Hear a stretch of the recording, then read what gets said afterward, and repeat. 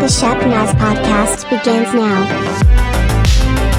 You're listening to the S.T.R.O.N.G podcast at Shepherd Church. Everything we do here is to help people take their next step toward Jesus. This podcast is part of it.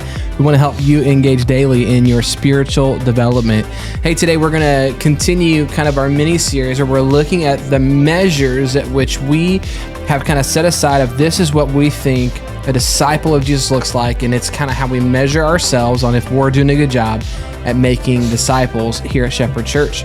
And so we've gone through this acronym called S.T.R.O.N.G, and we have worked through the S, the T, the R, and the O. That's salvation, transforming culture, relationships, and our faith story. And today we're going to look at the letter N, and we're saying that that's the nature of a servant, that a disciple of Jesus has the nature of a servant. And that's kind of where we're going to kick off things today. And Pastor Rob is here to talk about that. So let's talk about what it looks like when we're talking about a disciple of Jesus, that if you're living in that life in the kingdom of God, that you would have the nature of a servant. What does that mean? Yeah, so one of my favorite verses about Jesus is Mark 10:45, and it says, "For even the Son of Man came not to be served, but to serve others and to give his life as a ransom for many." And I think about Jesus and who he was, and if anybody came to the earth and deserved to be served, it was Jesus, right? Yeah. I mean, he was the one who created us all, created the earth. I mean, literally the creator is coming to the creation and hanging out, and he's serving things and people, not things, he's serving people. But that's what he did. And even these words that I just read are a red letter. I mean, they're the words that Jesus said. He's like, I didn't come here to be served. And the reason that Jesus was saying that is he was trying to set an example for his disciples. Right? He's like, I want you to know that, if you want to be great in the kingdom, you got to be a servant. If you want to be first, you got to be last, kind of deal. And he was saying that we need to serve. And so I think that, and I say this often, that we're never more like Jesus than when we're serving others. Mm-hmm. And oftentimes I think, especially when you rise to the ranks of leadership, you feel like, I should be, people should serve me, or I'm important or whatever, mm-hmm. or, they're here for me. But Jesus didn't see it that way. In fact, think about this. One of the very last lessons that Jesus taught his disciples was about serving, right? And it was at the Last Supper, after he'd had the meal, he wanted to, it's like when you're getting ready to die, you say the things that are really important to you. Mm-hmm, mm-hmm. And Jesus knew he was about to get arrested. He was not going to have the opportunity to have the audience of all the 12 disciples and preach to them like it one more time. And the message that he told them was about serving. Yeah. And so after the dinner, he gets up and takes off his outer robe and wraps a towel around his waist, and he goes to each one of the disciples and he puts their feet in a bowl and he washes their feet. And Peter's even like, "You can't do that to me." And like Peter being Peter. And Jesus is like, "No, I'm doing it because I'm trying to make a point to you."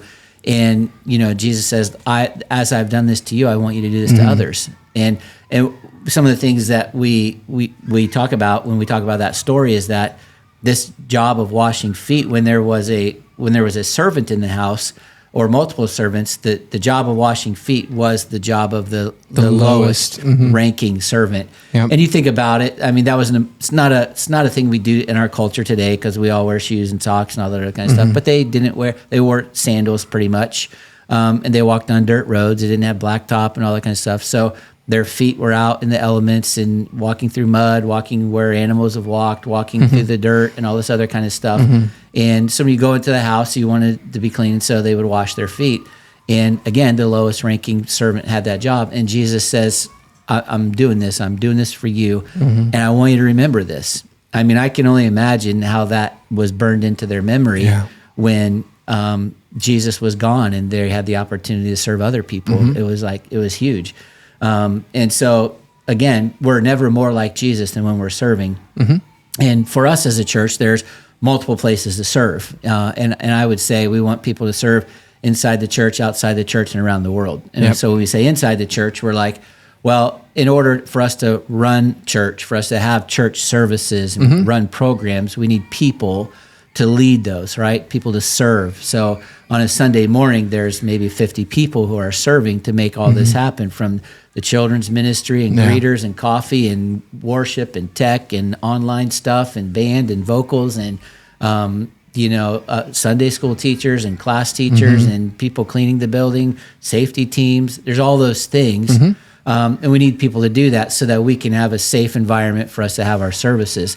But that's not the end of it. We don't want you to just come to church and serve on a Sunday. We don't want people to hear that when we say we want you to find the purpose God has for you, that the chief end purpose is that you would hold the door on Sunday morning. Right. We think it's a great thing. We would love for every Sunday that when people arrive at our campuses that they would be greeted by a friendly face and a warm handshake.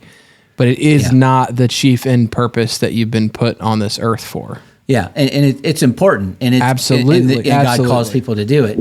But there's more than just serving here in the church. So, because if I talk about serving as the pastor, then maybe what you just think I'm saying is I have holes in the in the church and we need to fill them and just plug them with somebody who'll do something. That's not really what it is. That's part of it. So we want that. Yeah, but the other piece is that I know that if you have a relationship with Jesus, God gave you a spiritual gift when you got saved. And the spiritual gift that he gave you is this supernatural capacity to do something for him in the kingdom of God.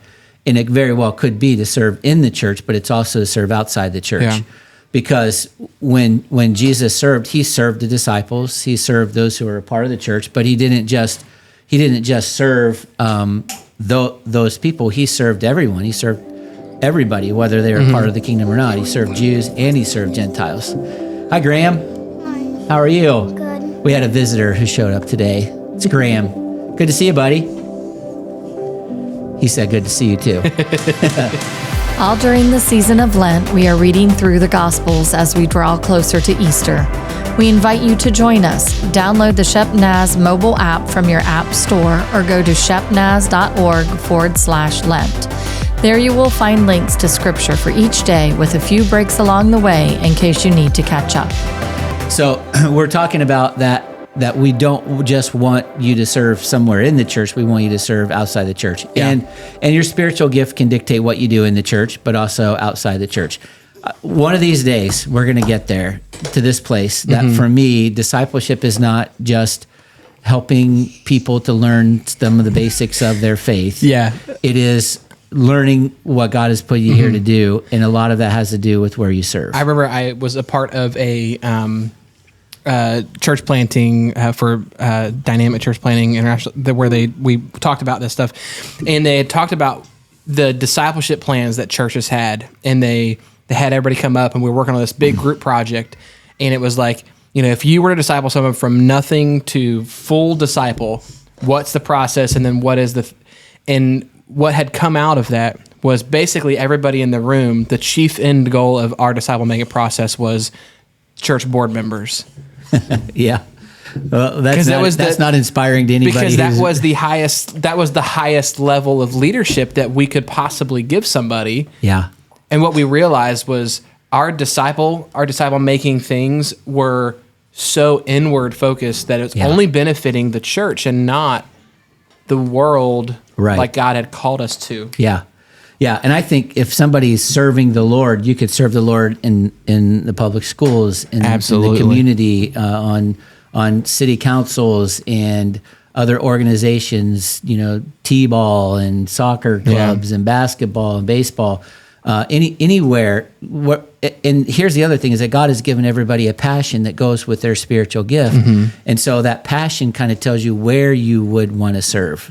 And so I just think that's a really important deal. So we want people to serve in the church, but ideally, like the best disciple making plan is going to say, why has God made you and why has he put you here? And it involves serving in the church, but not just serving in the church. Absolutely. There's somewhere else. And so I hope that we'll get to a point where we can help everybody understand what that is for them. And if you're curious about that and you want to talk about that some more, please call. I would love to talk to you about it. That's super exciting to me. Yeah. I mean, we do have gaps that need filled in the church, but at the same time, it's not all about that. It's about you and what God has doing in your life or whatever. So we say inside the church, outside the church, and around the world. And I would love for everybody who's a part of our church to have the opportunity to travel somewhere to another culture to serve, because what happens when you do that is it broadens your horizons and helps you to know and understand that what God is doing is the church is a lot more than just the corner of 425 South Hamilton Road and Rocky Fork. It's a global church, and that's what we talk about, in our podcast and other things. So we're excited about that, and we do have an opportunity coming up. I know we have some people who are going later this month to Ecuador, and they're going to be serving on a mission trip. But in the summer of 2025, we are planning a trip to Uganda. Yeah, absolutely. And if you would be interested in that, we'd be visiting in the Watoto village. And Brianna is going to be leading that up with Joshua, who is from there. His mother still lives there. So that would be an opportunity as well. And then we'll try to have other opportunities as well. We've talked about maybe something in Cuba. I don't know if that's going to work out, but we'll continue to do that. We used to do that a lot more. COVID kind of slowed us down, kind of trying to crank that back up. But So serving inside the church, outside the church, and around the world, and then just understanding what your gift is and using it to glorify and honor God. So that's when we talk about the nature of a servant, that's what we're talking about. Being like Jesus because he served. Yep. Taking on the humility of Jesus and making yourself low. The picture of that foot washing is so powerful, and one of the things that that I really appreciate about time that I've spent in ministry was when we would take teenagers often to a mission trip in Nashville, Tennessee, and we would stay at Trevecca Nazarene University. If you've not been on the Trevecca campus, the thing that greets you at Trevecca's campus is this probably 15-foot sculpture of Jesus with a towel and a basin, and the kind of moniker under it saying, like, "Do as I've done." And we would have our small group time with our youth group out there after the service each night under that statue, and kind of helping students understand that Jesus came as a servant king, and that's what he's called us to be. And that nature of a servant that we're taking on is this nature of a humble servant that is willing to do the things to help other people, the things that nobody wants to do, the things that aren't glamorous, but are the things that will help kind of propel people toward the kingdom. Yeah. And that's what we think, that if you are following Jesus and you are truly making strides in your journey toward Jesus in this, that you would take on that nature. Yeah. One last thought is, we've talked about The Chosen on here before. There's an episode, and I don't have any idea which one it was, but I remember it was just one of those days that Jesus was out healing people and ministering to them. And at the end of the day, he came back and laid down in his tent and he just laid down and he just died. He didn't die, but just was wiped out. And serving is hard sometimes. And it was just a really good image to me when Jesus said, "I didn't come to be served, but to serve." That's the image I see of him, of just wiped out at the end of the day, because he was giving and giving and giving. And to be a Christian is to be like Jesus and to do that. And so it's not just about our comfort, it's about getting out of our comfort zone and serving others regardless of their needs, and especially the ones that we can help meet. So, That's good. Well, that's going to wrap up our episode today. And there you have it. It's the nature of a servant. It's one of the ways that we can decide, we can kind of see if we're making a difference and we're becoming more like Jesus, that we would have that nature of a servant, a humble person who is doing the things that Jesus would do. So we hope you keep listening, keep locked in on this. Tomorrow we're going to look at one more piece of this puzzle, and it's called generosity. So we hope that you come back for that. If you have any questions or comments, you can get a hold of us, podcast@shepnaz.org. If you're looking for places to serve inside or outside of the church, let us know. You can get a hold of us at that email. But thanks for listening. Have a great day. This podcast is a production of the Shepherd Church of the Nazarene, Gahanna, Ohio. Email to podcast@shepnaz.org and let us know what you think.